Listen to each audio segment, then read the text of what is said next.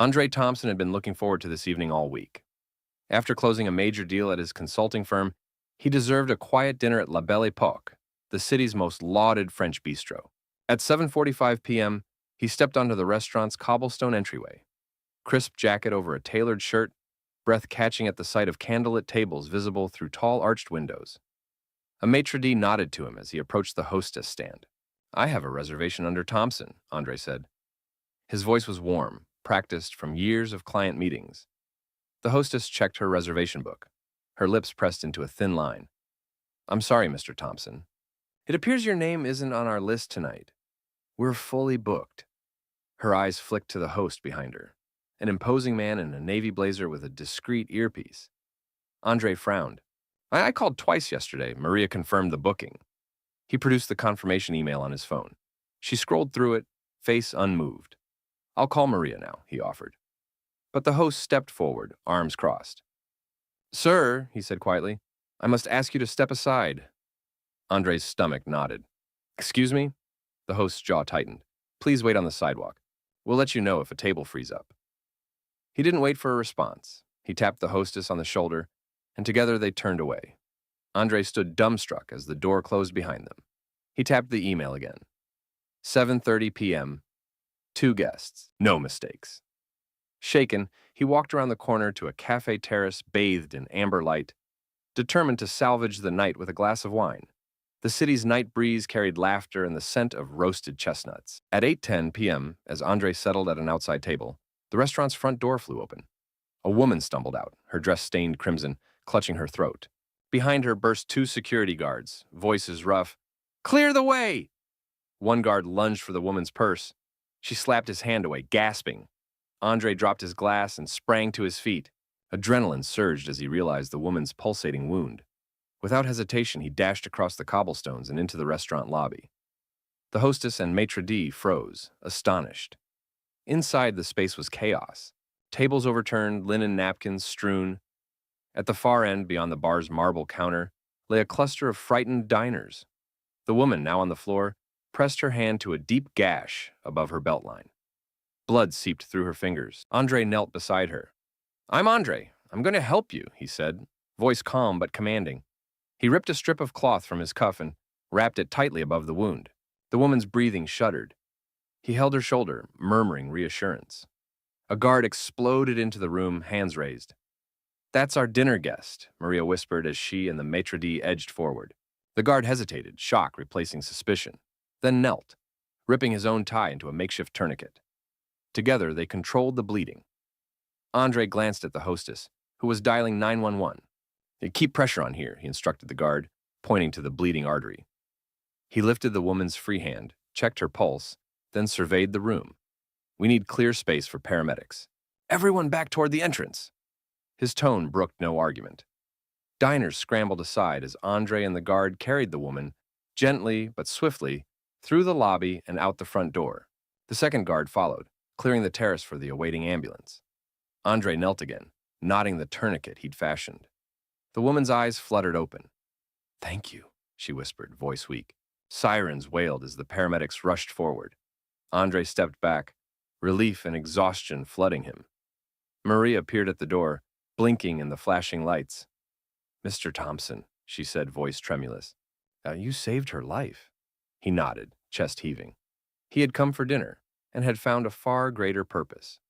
Andre sat on the edge of the narrow ambulance stretcher as the EMTs strapped the woman, now conscious, to the gurney. Her name was Claire, a young server from the bistro's upstairs lounge, and her shock had subsided into grateful tears. Andre's makeshift tourniquet held firm. He pressed her hand once more before stepping aside to let the paramedics wheel her inside the hospital. In the parking bay, the 2 La Belle Époque security guards, once so impatient with him, hovered awkwardly. Their lead guard, Eli, approached, face pale beneath his cap. "I'm sorry we treated you like a troublemaker," he said, voice low. "We should have called for help." Andre met his gaze. "All that matters is you helped now." Eli nodded, shame and relief mingling.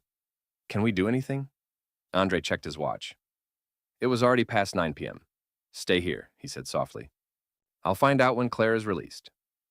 Inside the emergency department, Andre spoke with the triage nurse. then the attending physician, Dr. Patel. They assured him her wound was superficial, but urgent care precautionary. Your quick thinking likely saved her from major blood loss, Dr. Patel noted. When Claire was settled, Andre stayed until her husband arrived, explaining what had happened and promising to meet them in the morning. By 11:30 p.m., Andre stepped into the cool hospital corridor, exhaustion creeping over him. His phone buzzed. 3 missed calls from the restaurant's manager, 2 voicemails from the maitre d', and an apologetic text from the hostess. La Belle Époque wanted to thank him and to make amends. He deleted the text without replying and headed home, thinking of a quiet nightcap. But rest would be fleeting. The next morning, Andre received an email from the restaurant's owner, Jean-Luc Dupont, requesting a meeting at 10 a.m. Over espresso and painos, Dupont extended a handwritten note of apology, promising a lifetime complimentary reservation and a donation to the hospital's trauma unit in Claire's name. Andre accepted neither reward nor donation on his own behalf. Instead, he asked Dupont to institute mandatory first aid training for all staff and security, so no guest or employee would be turned away in an emergency again. By midday, news of the incident and the restaurant's swift policy change circulated on social media. Bloggers praised Andre's courage and Dupont's accountability. Local news ran a segment showing security footage. The moment Andre was rebuffed, followed by his decisive leap to action seconds later. The narrative was clear. The same impulse to exclude nearly became tragedy without Andre's resolve. That evening, Andre dined at a modest neighborhood bistro with Claire, now discharged and well. They raised glasses of sparkling water to improbable heroes, newfound respect, and the lesson that a closed door can sometimes lead us to the people who most need our help. The morning after Claire's release, La Belle Époque's staff gathered in the empty dining room, its white linen still folded on polished tables, for an all-hands meeting. Andre stood at the head of the room beside Jean-Luc Dupont, whose usual poise now carried the weight of last night's near tragedy. The security guards, once stiffly erect at the door, now shuffled forward with a mixture of shame and relief. I asked Mr. Thompson, or Jean-Luc's voice cracked once, to teach us what we should have known, that every guest is a person in need, not a potential problem. He nodded to Andre. Please, Andre stepped up, glancing around at the anxious faces of hosts, servers, and guards. Last night, I came seeking dinner. Instead, I almost watched someone die on your step. You were only doing your job. But, in assuming the worst, you overlooked the good. He paused, letting the truth settle. Fear and routine can blind us, but empathy, preparedness, and respect can save lives. He outlined a new protocol. All front-of-house staff and security would receive basic first aid and CPR certification, delivered on site by a local Red Cross instructor. Every evening shift would begin with a 5-minute briefing on emergency procedures, and the restaurant would stock trauma kits at each station, tourniquets, gauze, disposable gloves, so no one would ever wait for help again. Over the next week, Andre led the first training session in the polished lobby. He demonstrated the pressure points he'd use to staunch Claire's bleeding and coached the guards on tourniquet application. Servers practiced bandaging one another's forearms. The maitre d' quizzed everyone on the 911 script. As the final trainee left the classroom, a burly guard who once barred Andre from the door, he turned and saluted. Thank you, he said, voice thick. By the following weekend, the restaurant's new policy had rippled outward. Reviews on social media praised the bistro not only for its cuisine, but for its courage to change. Neighbors stopped by to thank Andre personally. One elderly patron pressed a donation into his hands for the hospital's trauma fund. Even Claire returned, this time as a guest, to present Andre with a handmade plaque, in gratitude for opening hearts before doors. That night, as Andre tucked the plaque into his coat pocket and stepped into the cool city air, he realized the rescue had become so much more than a singular act of heroism. It had transformed a restaurant from a place of exclusion into a community cornerstone, where every table, every doorway led to compassion rather than judgment. And in that lesson of humanity, Andre saw the true flavor of what it meant to serve. A week later, the restaurant's midday lull found Andre seated in a quiet corner of La Belle Époque's garden terrace, savoring a modest salad, far simpler fare than the tasting menu he'd planned. Across from him sat Claire, pale but smiling, her gauze now replaced by a neat bandage. They had spent the morning visiting her doctor, who confirmed her injury had avoided deeper trauma. Together they toasted with sparkling water, their relief mingling with the soft hum of cicadas overhead. "Thank you again," Claire said, voice earnest. "You gave me a second chance." Andre shook his head. "You gave me one, too, reminding me that fairness means acting before assumptions." Across the terrace, the restaurant's staff circulated, now more relaxed and attentive. A young server approached Claire to refill her water, kneeling to offer a reassuring smile rather than the stiff formality of before. A guard lingered at the entrance, greeting passers-by with genuine warmth. Observing this, Andre felt a swell of pride. The transformation he'd helped initiate was taking root in every gesture. That afternoon, Jean-Luc summoned Andre and Claire to the kitchen's stainless steel prep line, where he unveiled the next phase: community engagement. The restaurant would host monthly culinary first aid workshops, combining cooking demonstrations with basic emergency training. Local residents, including senior center volunteers and nearby shopkeepers, would learn to prepare a souffle and to recognize and respond to bleeding, choking, or cardiac distress. Over the following weekends, Andre co-taught with Red Cross instructors. They guided participants through hand compression techniques, explained the importance of calling 911 promptly, and then demonstrated classic French recipes. Laughter mingled with the clang of copper pots as neighbors chopped herbs and practiced bandaging one another's arms.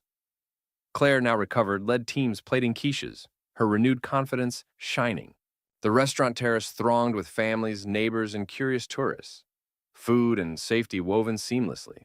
By month's end, the workshops had served over 100 community members. Several attendees brought their own first aid questions to Andre after class. Jean-Luc announced that thenceforth every dish would carry a discreet emblem, a small red cross beside the menu description, signifying the restaurant's commitment to care beyond cuisine. On a Sunday morning, Andre returned to the restaurant alone, kneeling by the front door to adjust a new metal plaque. La Belle Époque, where every guest is seen, heard, and protected. When he stood, he caught sight of a child darting into the garden, laughing as she chased a waiter bearing a steaming crepe. In that moment, Andre understood how a single act, denial turned rescue, had rippled outward, transforming suspicion into solidarity. And as the sun cast gentle patterns through the vines overhead, he knew that true hospitality meant opening every door with compassion and equipping every hand with the power to save. Months later, La Belle Époque's story had become a case study in dozens of hospitality seminars. Andre Thompson himself was invited to speak at the National Restaurant Safety Conference. Standing before an auditorium of hotel managers and executive chefs, he shared how one refusal to listen nearly cost a life, and how a single gesture of aid transformed his dining destination into a beacon of community care. His message was simple: true service extends beyond cuisine. It is the willingness to save a stranger when assumptions fail. Back in the bistro's garden terrace, every table now bore a discreet Red Cross insignia beside its reservation card, a reminder that safety and hospitality are inseparable. Servers tucked mini first aid kits into their aprons, and hosts greeted each guest with a brief overview of emergency procedures, turning policy into personal connection. Claire, fully recovered, returned not merely as a patron but as a guest instructor in the monthly culinary and safety workshop, guiding participants through both sauce reductions and bleeding control. On a warm Saturday, the restaurant hosted its 100th workshop. Teenagers from the local high school, retirees from the senior center, and busy professionals gathered to learn how to bandage a wound, perform CPR, and bake the perfect tarte tatin. Laughter and focus intertwined as recipe steps alternated with life-saving drills. When the first aid mannequins finally yielded checkpoint approvals, the room erupted in applause that echoed the camaraderie first sparked by Andre's intervention. That evening, as Andre locked up, he paused by the entrance to read the framed testimonials lining the wall. "Your hands saved me. Claire, I will never call 911 in vain again. Mr. Patel, and compassion made us stronger. Jean-Luc Dupont." Under the glow of the bistro's lanterns, he realized the true measure of his act was not in the momentary drama, but in the enduring culture it seeded, one where every blocked door became a gateway to empathy, and every table a platform for protection. Walking home beneath the city's soft streetlight, Andre carried with him the certainty that hospitality, at its heart, is the courage to act first and ask questions later. And as La Belle Epoque's doors closed behind him, he knew its legacy would endure. In every life spared, every workshop taught, and every heart opened to the possibility that kindness saved the day.